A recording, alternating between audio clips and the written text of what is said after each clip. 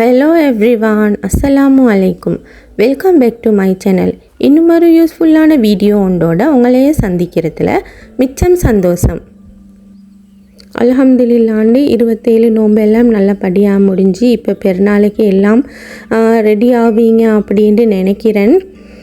இன்ஷா அல்லாஹ். அதுவும் நான் இன்றைக்கி பெருநாளைக்கு தேவையான மாதிரி மெலே பிக்கல் தான், அதாவது ஸ்ரீலங்கா முறையில் ஒரு அச்சார் ரெசிபி தான் இந்த வீடியோவில் உங்களோட நான் ஷேர் பண்ணிக்கிறேன்.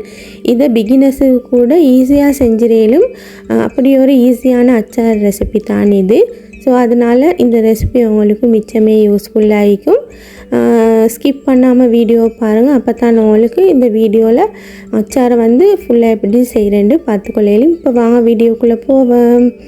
இப்போ நான் ஒரு 250 கிராம்ஸ் டேட்ஸை ஐட சீடு எல்லாம் எடுத்துகிட்டு ஒரு தடவை நல்லா க்ளீனாக கழுவி எடுத்துக்கொள்ளணும். இப்போ நான் அந்த க்ளீனாக கழுவி எடுத்த அந்த டேட்ஸை ஒரு மிக்சர் ஜாரில் போட்டு இதுக்கு இப்போ நான் இதுக்கு தேவையான இன்க்ரீடியண்ட் எல்லாம் ஆட் பண்ணணும். இதை நான் பிளெண்ட் பண்ணக்குள்ளே தான் அந்த இன்க்ரீடியண்ட் எல்லாம் இந்த டேட்லேயே போட்டு தான் நான் பிளெண்ட் பண்ணி எடுத்தேன். இப்போ நான் இந்த டேட்ஸ்லேயே கொச்சிக்கத்தூள் ஒரு டீஸ்பூனால் தான் நான் போட்டேன் 250 டேட்ஸ்க்கு. அதோட ஜிஞ்சர் கார்லிக் பேஸ்ட், உப்பு, சீனி இதெல்லாம் தான் இதுக்கு நான் எட் பண்ணினேன். Ginger garlic paste 1.5 table spoon add பண்ணினேன். அதுக்கு மிச்சம் எட் பண்ணப்படாது. அப்படி மிச்சம் எட் பண்ணினா அந்த ஜிஞ்சர் கார்லிக் பேஸ்ட்டை அந்த ஃப்ளேவர் தான் இந்த அச்சாரில் மிச்சம் டொமினேட் பண்ணி காட்டும். அதோட இப்போ டேட்ஸ்லேயும் சாதாரணமாக சுகர் ஈக்கிறதால இதுக்கு கொஞ்சம் நான் பார்த்தே தான் சுகர் எட் பண்ணினேன். உப்பும் இந்த அச்சாருக்கு தேவையான மாதிரி நான் எட் பண்ணி கொண்டேன். அதோடு ஒரு 2 டேபிள் ஸ்பூன் மாதிரி நான் மஸ்டர்ட் கொஞ்சம் வறுத்து தூள் பண்ணி இதுக்கு எட் பண்ணினேன். அந்த வீடியோ எனக்கு மிஸ் ஆகிட்டு. ஸோ அதனால் நீங்கள் மஸ்டர்ட் ஒரு 2 டீஸ்பூனால் நல்லா வறுத்துட்டு பவுடர் பண்ணி எட் பண்ணுங்கள். இல்லாட்டி வறுத்துட்டு இதிலே போட்டு உங்களுக்கு இதை பிளெண்ட் பண்ணுற நேரம் அது அப்படியே அரைப்பட்டு வரும், ஒன்றும் பிரச்சனை இல்லை. இப்போ இதுக்கு கொஞ்சமாக தண்ணி ஊற்றி இப்படி நல்ல பேஸ்ட் மாதிரி அரைச்சி எடுத்துக்கொள்ளணும். இப்போ நான் இதை ஒரு சட்டிக்கு மாற்றி அந்த பிளெண்டர் ஜாரில் கொஞ்சம் தண்ணி ஊற்றி அதையும் கழுவி இதை நான் கொஞ்சம் வத்த காட்டி சூடாக்கினேன். அப்போ தான் இது நல்லா திக்காக வரும். அப்போ தான் இந்த அச்சார் எங்களுக்கு செஞ்சு எடுக்கிற நேரம் நல்ல டேஸ்ட்டாக இருக்கும்.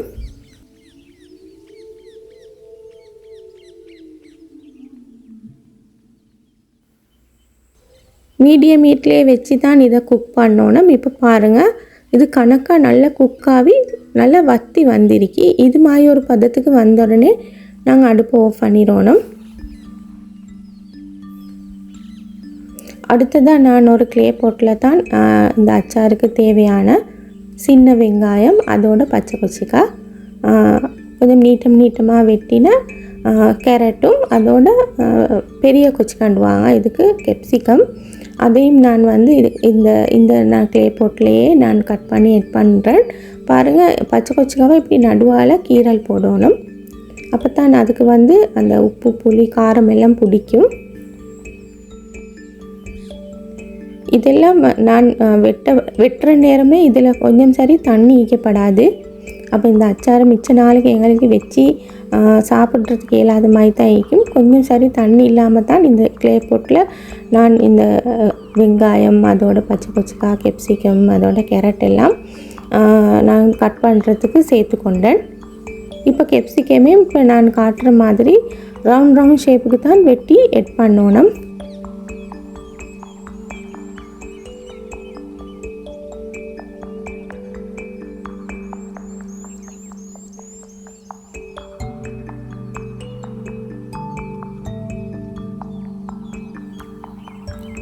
இப்போ எல்லாம் வெட்டி எடுத்ததுக்கு போகிறோம் நான் வினிகர் எட் பண்ண போகிறேன்.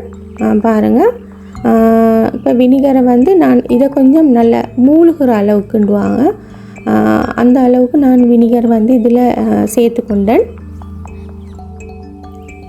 வினிகரையும் சேர்த்து கொண்டதுக்கு போகிறோம். இதை ஒரு மிக்ஸ் ஒன்று கொடுத்துட்டு இதை ஒரு அரை ஹவர் மாதிரி நான் அப்படியே ரெஸ்ட் பண்ண விட்டேன்.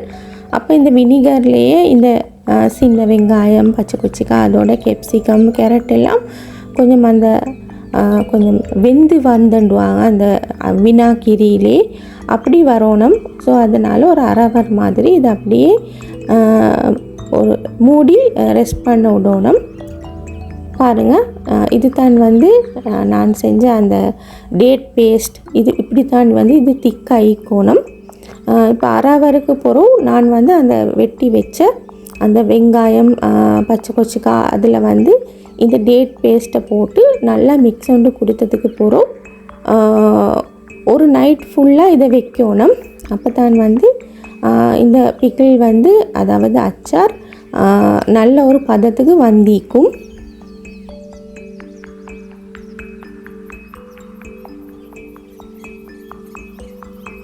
பிகினர்ஸுக்கு கூட இந்த அச்சார் ரெசிபியை ஈஸியாக செஞ்சு எடுத்துடலும். அவ்வளோ ஒரு ஈஸியான அச்சார் ரெசிபியை தான் நான் உங்களோட ஷேர் பண்ணி மீக்கிறேன்.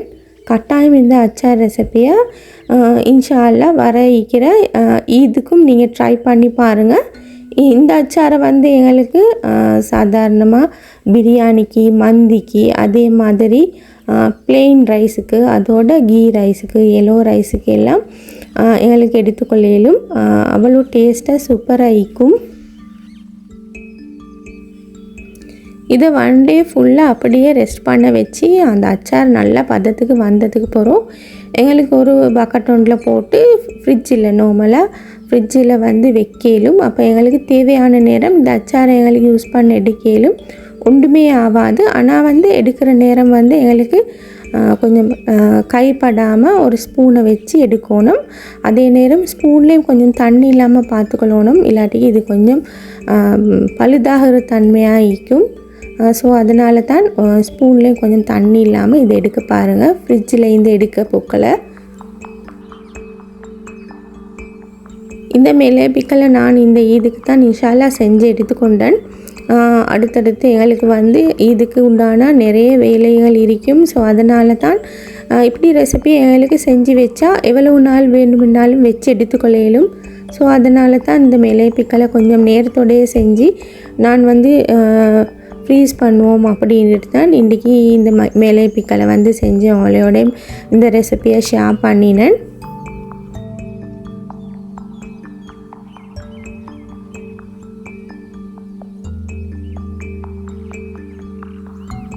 இந்த வீடியோ உங்களுக்கு மிச்சமே யூஸ்ஃபுல்லாக இருந்திக்குமென்று நம்புகிறேன். இந்த வீடியோ பிடிச்சிருந்தா உங்களோட ஃப்ரெண்ட்ஸ் அண்ட் ஃபேமிலிக்கும் ஷேர் பண்ணுங்கள். இன்ஷா அல்லாஹ் மீண்டும் இன்னொரு வீடியோ ஒன்றோட உங்களையே சந்திக்கும் வரை பாய் பாய்.